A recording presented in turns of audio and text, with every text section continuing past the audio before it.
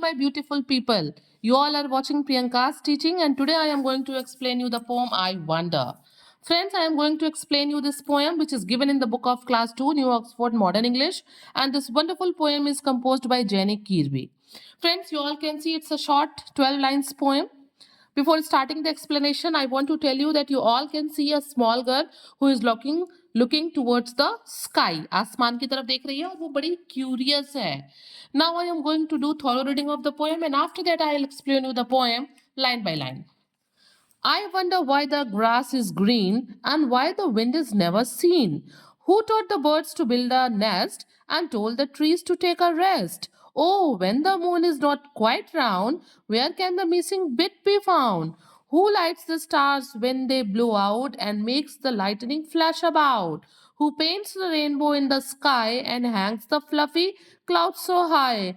Why is it now, do you suppose, the dad won't tell me if he knows? By Jenny Kirby. Friends, we can say that the poem expresses a child's curiosity. About what? About natural phenomena like why the grass is green, why wind can't be seen, and who teaches birds to build nest, and other so many things which is given in the poem. Means we can say this curious child has many questions about nature. इस बच्ची के पास बहुत ढेर सारे questions है nature के बारे में कि ये कैसे होता है, वो कैसे होता है, ये चीजें कहाँ गई, वो चीजें कहाँ गई. Now I am going to explain you the poem line by line. Okay? I wonder why the grass is green and why the wind is never seen. ये जो क्यूरियस बच्ची है ये कहती है कि मुझे इस बात का आश्चर्य होता है कि ये घास हरी क्यों है, and why the wind is never seen, कि ये जो विंड हवा चलती है ये हमें फील तो होती है बट ये हमें दिखती क्यों नहीं है, ऐसा क्यों होता है. Who taught the birds to build a nest and told the trees to take a rest?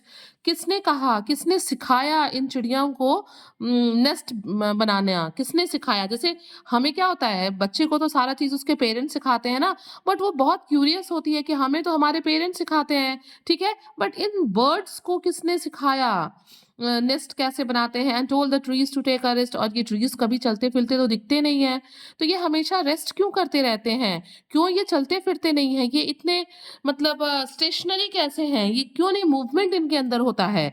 O when the moon is not quite round, where not quite round, where can the missing bit be found. Friends, आपको भी पता है ना, कभी full moon होता है, कभी new moon होता है, कभी क्रीसेंट मून होता है.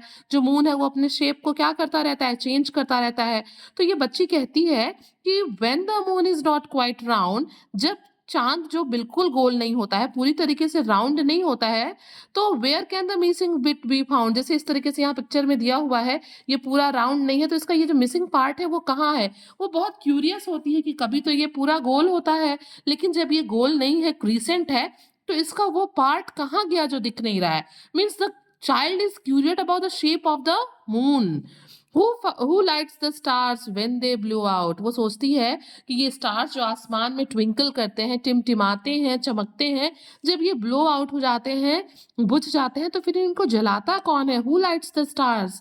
इनको जलाता कौन है. And makes the lightning flash about. और ये जो बादलों में जब आसमान चमकती है तो भैया ये कहाँ से बनती है, कैसे बनती है, कहाँ से आती है. Who paints the rainbow in the sky and hangs the fluffy clouds so high?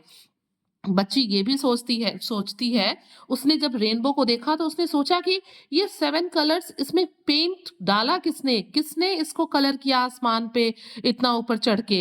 And Hanks the fluffy cloud so high, और ये जो स्काई में क्लाउड्स फ्लोट करते हैं, जो इतने प्रिटी होते हैं, इतने हल्के फुल्के फ्लफी दिखाई देते हैं, फेदरी होते हैं, इनको कौन वहां आसमान में टांग के रखा है. वो is it now, do you suppose, क्या आप सपोज कर सकते हैं, क्या आप सोच सकते हैं, क्या आप बिलीव कर सकते हैं कि ऐसा, मतलब ऐसा क्यों है. That wouldn't tell me if you know, अगर पापा को पता है तो फिर वो मुझे क्यों नहीं बताते हैं. Means the girl has so many questions about the nature. Girl के पास जो है बहुत ढेर सारे क्वेश्चन है नेचर के लिए, उसका माइंड बड़ा ही क्यूरियस है और वो अपने ढेर सारे क्वेश्चंस के आंसर को जानना चाहती है. Okay friends, if you like the explanation please do share to others, and very thank you for watching.